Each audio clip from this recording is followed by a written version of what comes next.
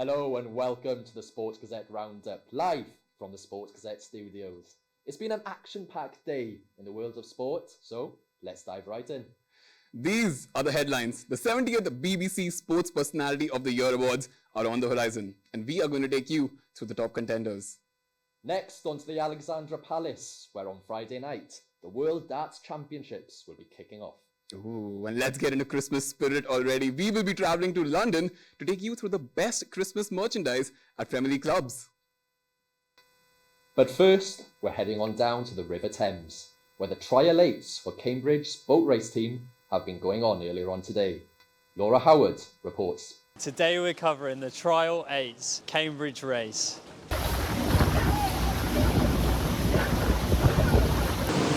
We're here now outside London Rowing Club, just metres away from where the boats will eventually depart. Of course, this is the only chance both Oxford and Cambridge will have to complete the full course before the boat race in March. Cambridge are competing here today against themselves, and Oxford will do the same on Friday. This is a key point in selection for that boat race in March. They'll be selecting key data throughout the race, and they'll be able to see which athletes can endure the distance. Choppy waters and a high tide provided tough conditions for all rowers on the day.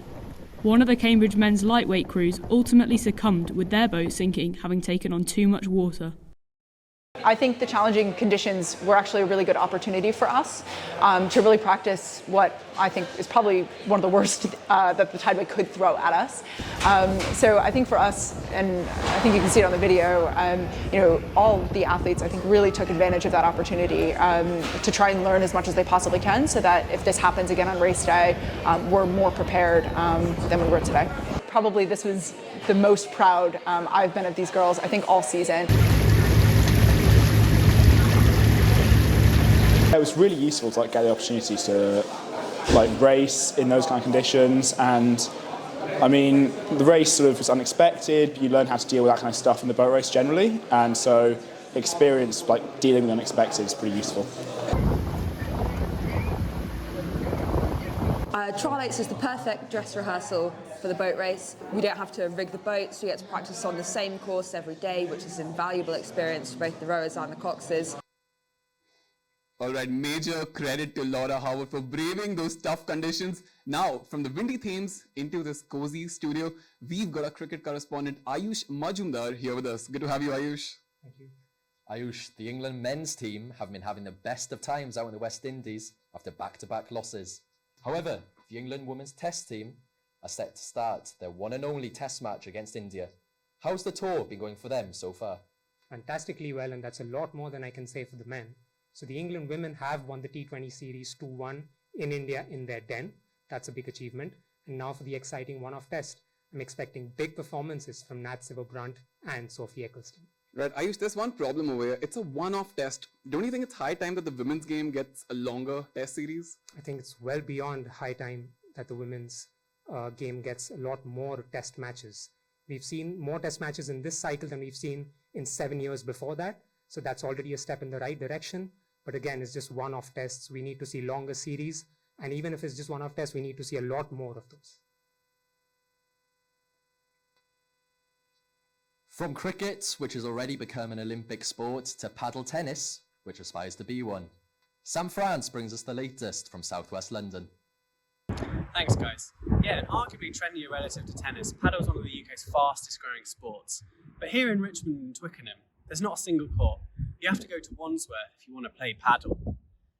However, Richmond and Twickenham is one of the most active and wealthy boroughs in London. And yet, paddle just doesn't feature.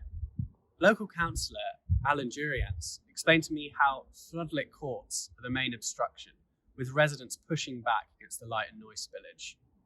Even at Twickenham Tennis Club, the head coach explained to me how internal conversations is just about as far as they have got in terms of introducing paddle.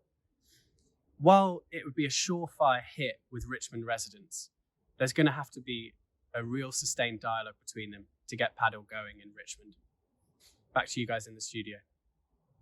Ooh, paddle with Sam France sounds like a bit of fun. You want to head there? Oh man, focus, right, from an up-and-coming sport to one that's already well established on the British sporting calendar. All right, we've got Alicia Singer talking about the darts from Alexandra Palace in London, which is fondly known as The Ali Pali. Alicia, what have you got for us? Thanks guys. So we're here at Alexandra Palace to preview the World Darts Championship. Ahead of the tournament, we spoke to Emma Payton from Sky Sports Darts to get her thoughts. Every year it seems to kind of just be getting better and better, and last year will be incredibly tough to beat, especially the final being, I don't think we'll ever see a more dramatic final. There was plenty of drama at the darts' biggest tournament last year, with the biggest moment coming into the final contested between Michael Smith and Michael van featuring that leg of darts and the iconic Wayne Mardle commentary.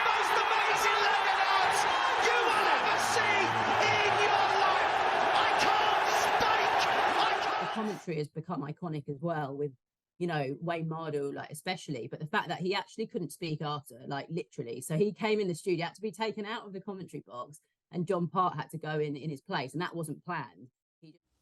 Smith won the championship last year, and the Bully Boy features on Friday night, with no champion retaining the Sid Waddle Trophy since 2016. Will the Bully Boy lift the trophy? That's what the fans want to know. Anyone can lift it, but I'm certainly trying my best to lift it. So I'll give me everything this week and then get the confidence going into the World Champs to defend my title.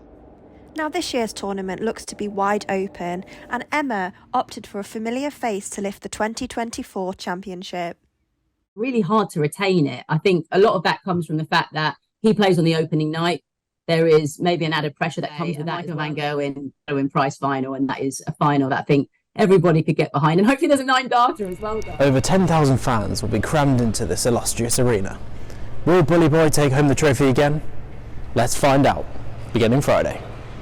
Back to you guys in the studio. Another annual event set to hit our screens is the 70th BBC Sports Personality of the Year Award, and Callum Bishop is here to give us the lowdown.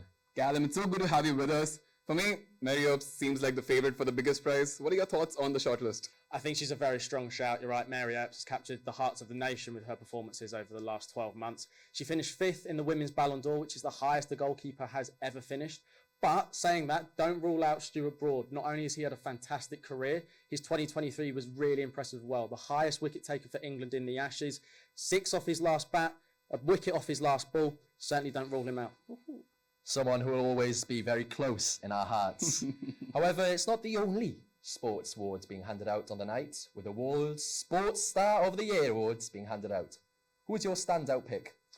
There's some really, really dominant athletes in this. I mean, Max Verstappen, for starters, dominated F1. But if I had to pick, it's between Erling Haaland and Aitana Bonmatí. For me, those two have dominated the football landscape for the last year. If I had to pick one, I'd probably pick Bonmatí. Ballon d'Or winner, World Cup winner, La Liga, Champions League. There's nothing she hasn't won. Absolutely. Thanks so much for that, Callum. Right, we must mention that there are a lot of stars from the Commonwealth Games in the shortlist. However, the future of these Commonwealth Games is up in the air right now. We've got a reporter, Chaitanya Kohli, on the case. Thanks guys, we are right outside the Commonwealth Games headquarters here in central London. Launched in the same year as the FIFA World Cup, the Commonwealth Games have started becoming a relic of the past, it seems, because no one is interested in hosting this event. 10 days ago, Gold Coast withdrew from hosting the 2026 event and followed in the footsteps of the Australian state of Victoria, which withdrew from hosting duties in July this year. And let's look at what the people in the UK think about the relevance of the Commonwealths in the present day. Yeah, it's one of the kind of the most prestigious kind of athletic events in England and Wales. But I think it's in the interest of it in the general population is definitely there. Most people will tune in for the Olympics and maybe the UK or European Championship, World Championship, for the Commonwealth Games. For some sports, it's definitely less prestigious than it used to be. That being said, it's always broadcast live on TV and millions of people watch it, so I still think it has a big future. As long as they provide some the Commonwealth Games was relevant when our late Queen was around. Unfortunately, now that she's gone, I think they'll become less relevant over time, which is sad. But it was the Queen that really championed the Commonwealth, and now that she's no longer with us, I don't think that's going to carry on as much as it would. Back to southwest London next, where Henry Ollis-Brown has been at the Stoop ahead of Harlequin's second Champions Cup match this weekend. Thanks, guys. It was a good weekend for the Gallagher Premiership in the European Champions Cup this weekend, with the English sides going 7 wins from 8 in the opening round. Saracens were the only side to lose, falling short to the Bulls away in South Africa. Harlequins won arguably the game of the round against Racing 92 away in Paris. It was a rematch of their 1-point loss at the La Défense Arena last season. We spoke to Will Wood of the Harlequins podcast. Here's what he had to say. It was incredible. The pace of the game was like nothing I've seen before. It was breathtaking just to watch as a fan and quite stressful in a way. It was hard to keep up with it, but that is the joy of being a Harlequins fan, and to come out of the game on the right side of the result this time has just kind of lifted, I think, the fan group going into this competition. Harlequins will now host Toulouse this weekend here at the Stoop. Back to you in the studio. Thank you for that, Henry. Finally, now let's get to some football, shall we? And let's find out why Manchester United fans in the studio look so glum today.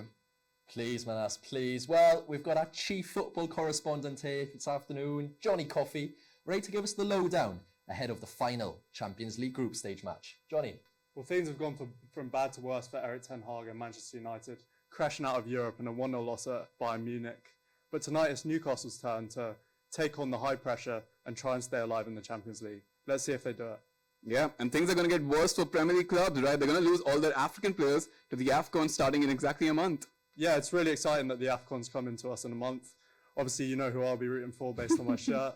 But Brentford stand to lose Brian and Burmo. There are some other clubs such as Crystal Palace will lose key players. But I think overall we should be excited to see these players perform for their countries. Brilliant. Thank you, Johnny, and thank you all of you for watching this afternoon. Well, we forgot something, right? We promised to take you guys onto a festive tour. We've got our reporter Max Flanagan on his merry way around London. See you next time. To conclude our live news day at the Sports Gazette, we're going around some of our local London clubs and we're going to rank their Christmas merch in their club stores. Today, we're starting at the G-Tech Community Stadium in Brentford.